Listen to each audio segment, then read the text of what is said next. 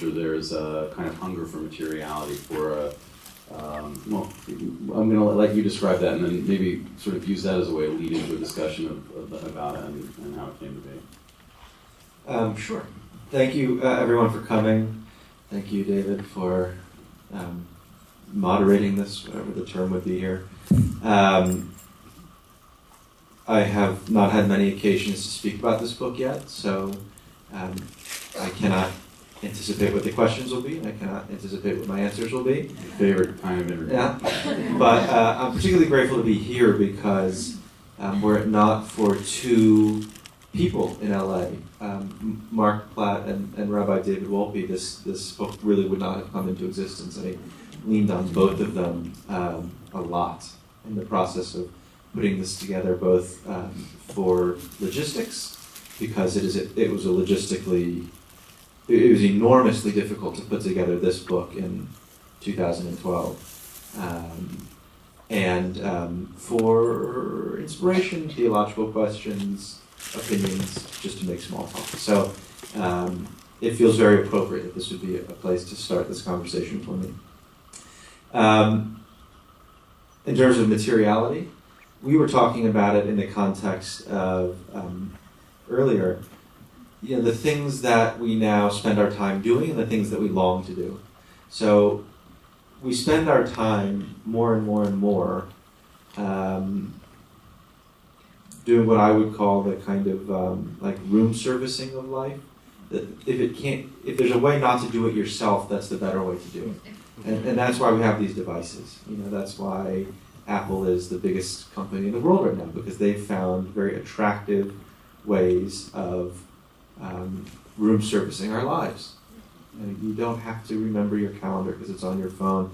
You don't have to write long letters because you can text somebody. You don't have to see people because you can look at them on a tiny screen, and so on and so forth. There are a million examples. Every app could be described in some way or another as a room servicing of life.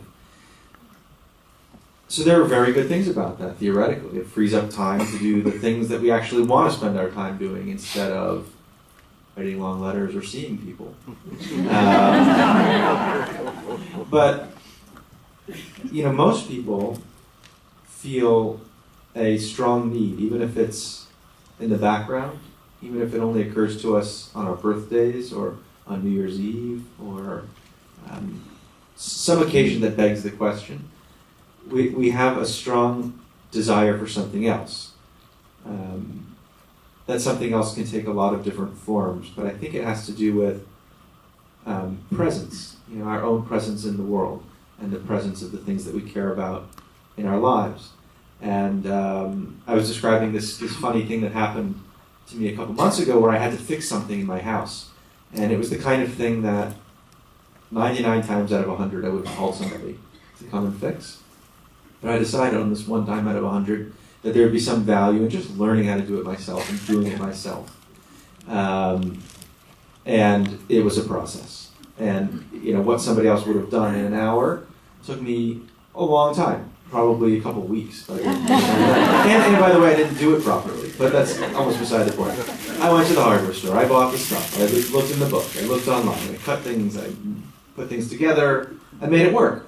And when I was done, I felt like a caveman who just made fire for the first time. I mean, it was so gratifying. And if I'm being honest with myself, and not joking, it was more gratifying than anything else I had done in that period of time, even than the writing that I had done. And I think it speaks to something we want very deeply inside of us, and that in their best forms, books and religion very much appeal to.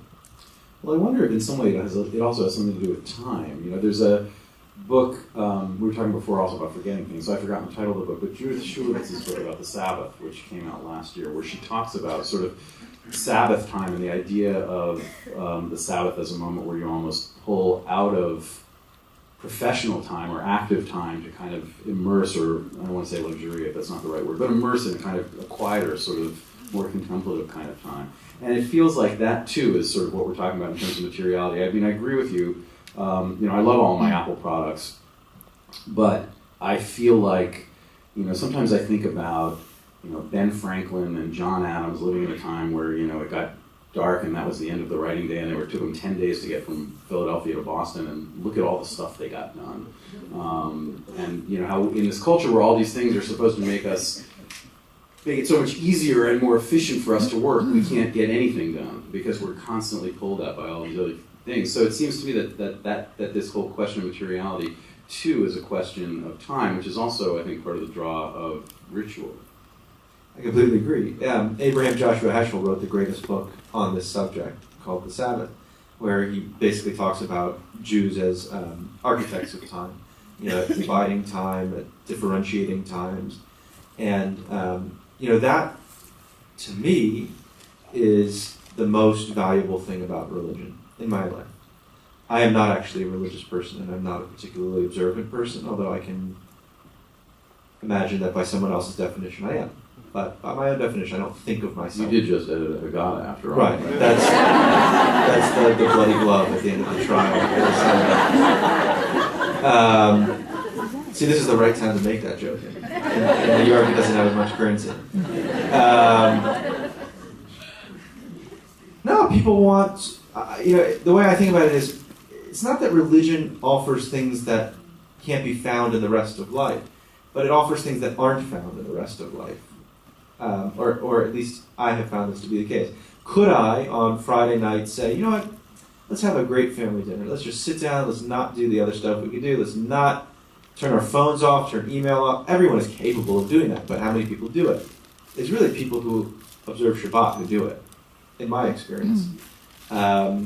Let's gather as a family and discuss the really big themes over a meal. Let's push lots of tables together, invite all the cousins over, and talk about our shared history, our collective aspirations, our individual aspirations, what it means to be a slave, what it means to be free, what our role in this perpetual movement toward freedom is. Anyone is capable of doing that, but how many people actually do it?